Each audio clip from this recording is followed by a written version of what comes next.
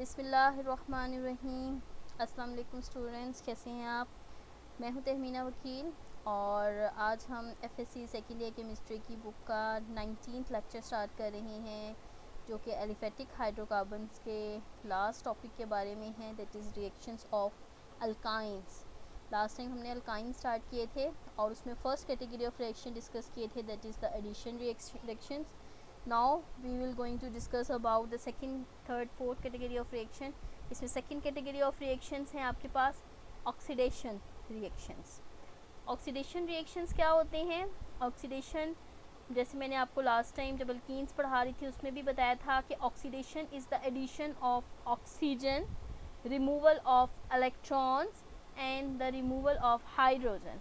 The process is called oxidation. अब जब हम बात करते हैं यहाँ पे ऑक्सीडेशन रिएक्शन की, तो it is actually the addition of oxygen. किसी भी मॉलिक्यूल में जब ऑक्सीजन ऐड होगा तो क्या होगा?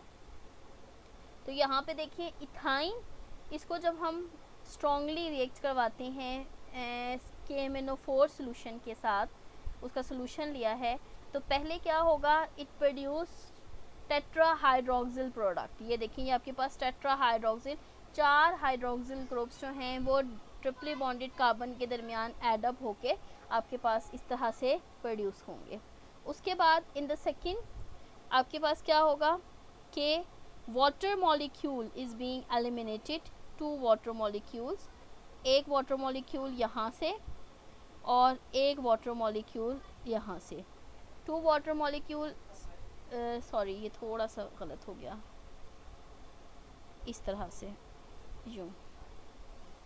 तो एज अ रिज़ल्ट क्या होगा आपके पास कि कार्बन ऑक्सीजन डबल बॉन्ड यहाँ क्रिएट हो जाएगा और कार्बन ऑक्सीजन डबल बॉन्ड यहाँ क्रिएट हो जाएगा and the final product is called glyoxal. Glyoxal क्या है? 2 कार्बन कंपाउंड हैं और दोनों कार्बन के ऊपर कार्बोनिल ग्रुप मौजूद हैं.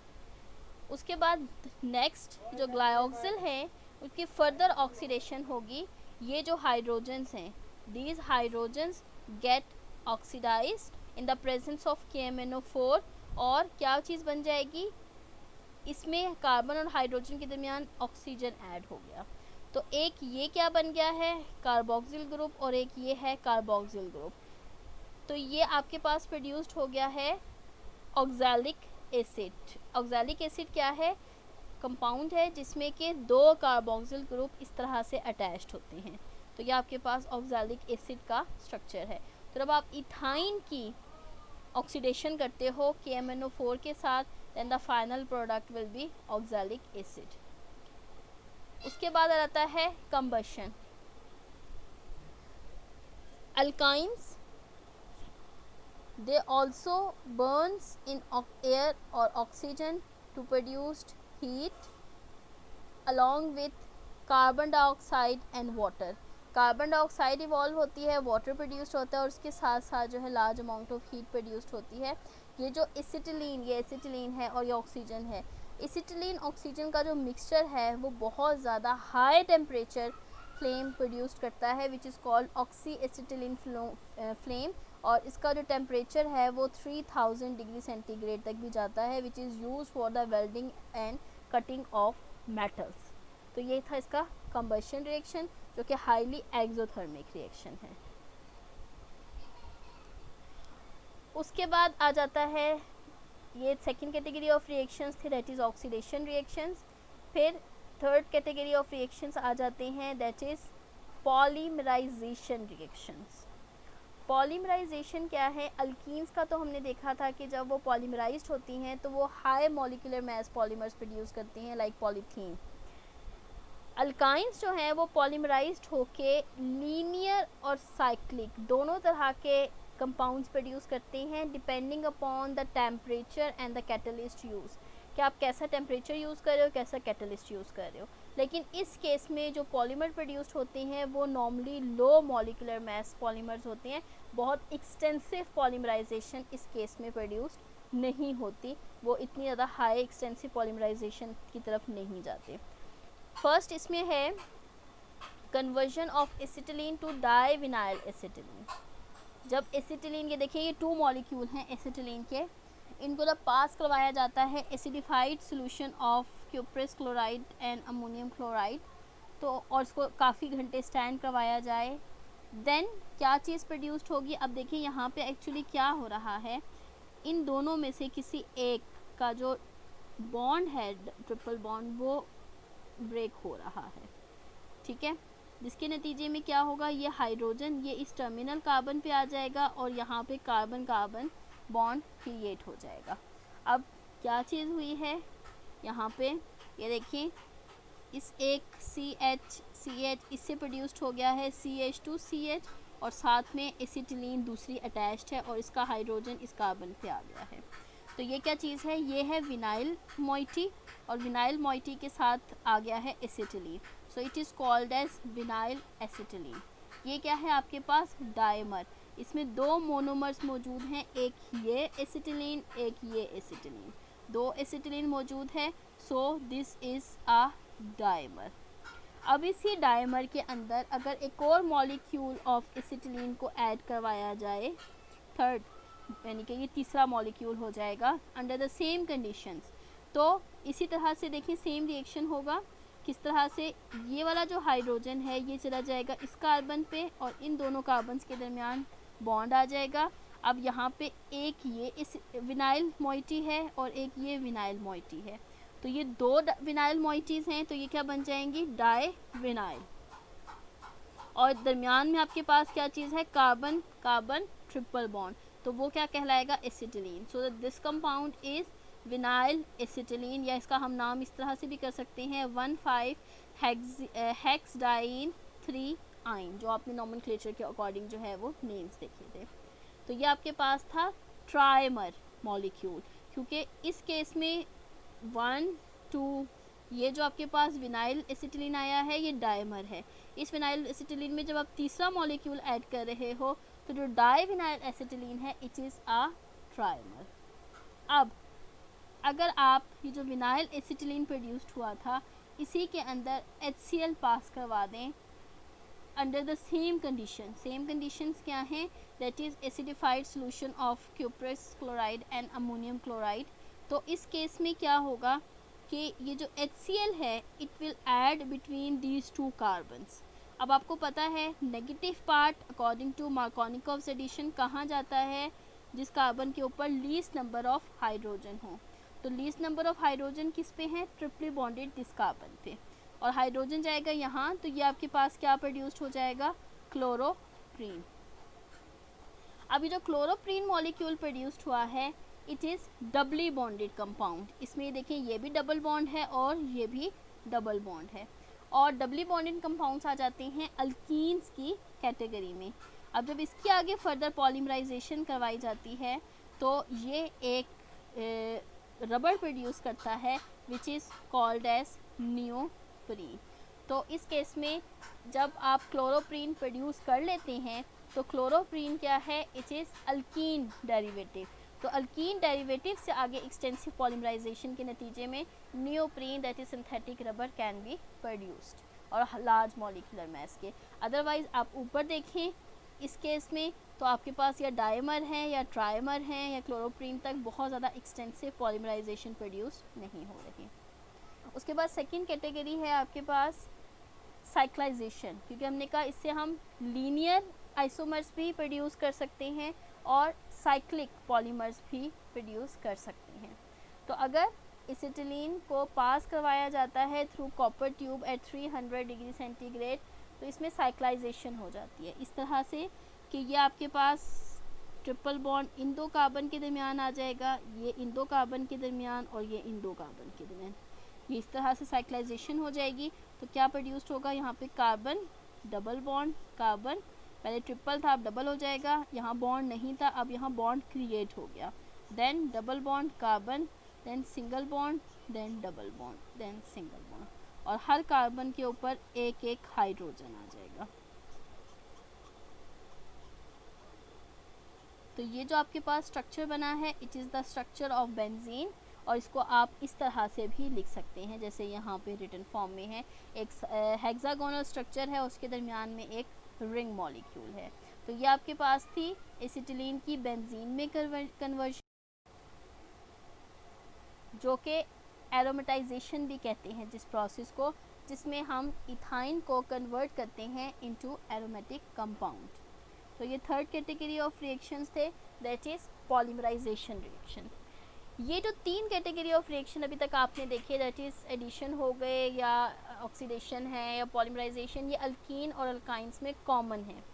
लेकिन जो ये फोर्थ कैटेगरी ऑफ रिएक्शन है, that is the acidic nature of alkyne.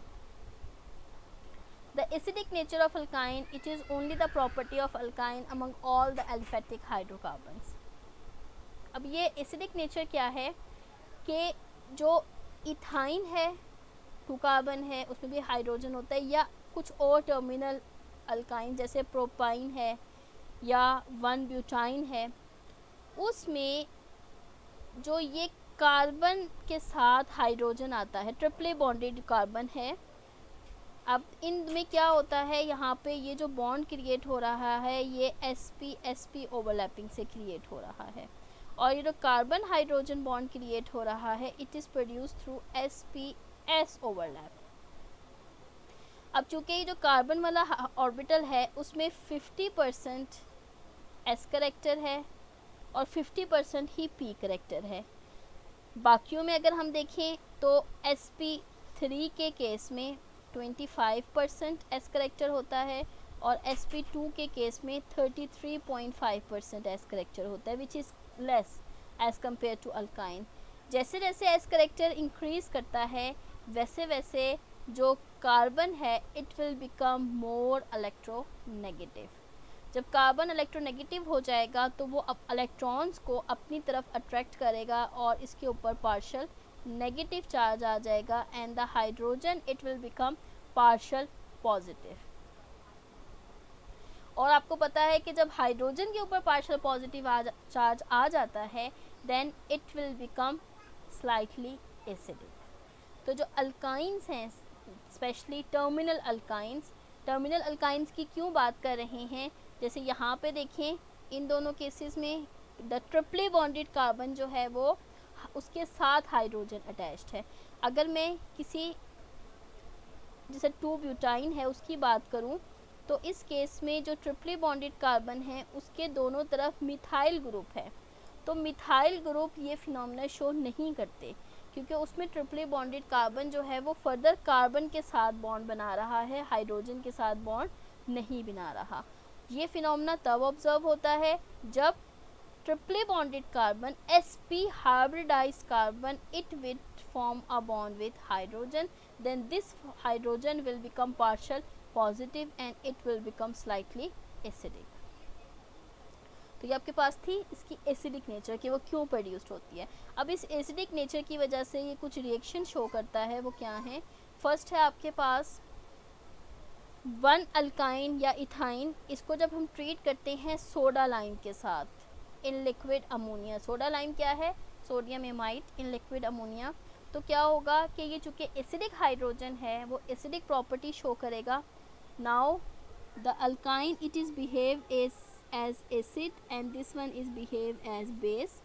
तो इसमें क्या होगा, बेस का ये जो सोडियम वाला पार्ट है वो यहाँ कार्बन के ऊपर आ जाएगा और हाइड्रोजन जो है वो रिएक्ट करेगा एमाइड के साथ एंड प्रोड्यूस्ड अमोनिया।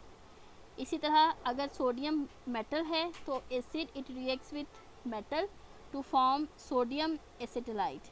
इस केस में ये सोडियम इन दोनों हाइड्रोजन्स को रिप्लेस करके सोडियम एसिटाइलाइट प्रोड्यूस करेगा अलोंग विथ हाइड्रोजन। तो ये क्या है, एसिड की प्रॉपर्टी होती है कि एसिड्स को जब रिएक्ट करवाया जाता है मेटल्स के साथ दे प्रोड्यूस्ड हाइड्रोजन। तो यहाँ पे जो अल्काइंस हैं they are behaving like acid. इसके अलावा अगर हम ये जो आपके पास अल्काइंस हैं, टर्मिनल अल्काइंस या इथाइन है, इसको हम किसी ऐसे वैल्यूएबल रिएजेंट के साथ रिएक्ट करवाएं जो कि आयनिक नेचर का हो तो उससे हम उसको रीजनरेट भी करवा सकते हैं एट द एंड, और ये रिएक्शन प्योरीफिकेशन और सेपरेशन के लिए यूज़ होता है। जैसे यहाँ पे है, पहले आपने उनको रिएक्ट करवाना है इथाइन को ammoniacal solution of cuprous chloride, ये अमोनिकल सोल्यूशन का मतलब है उसमें अमोनियम हाइड्रोक्साइड मौजूद है। सो अमोनिकल सोल्यूशन ऑफ कॉपरस क्लोराइड, तो इसमें कॉपर मेटल है, तो क्या होगा, ये जो कार्बन है नेगेटिव नेगेटिव, इसके हाइड्रोजन रिप्लेस हो जाएंगे विथ कॉपर, यहाँ पे 2 कॉपर आ जाएंगे, तो this will become di copper acetylide and it is reddish brown precipitate.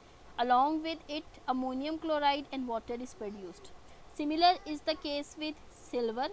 आप ammoniacal solution of silver nitrate से अगर इसे रिएक्ट करवाते हो तो सिल्वर नाइट्रेट में सिल्वर मौजूद है जो इस हाइड्रोजन को रिप्लेस करेगी and you will get a di silver acetylide which is white precipitate along with ammonium nitrate and water.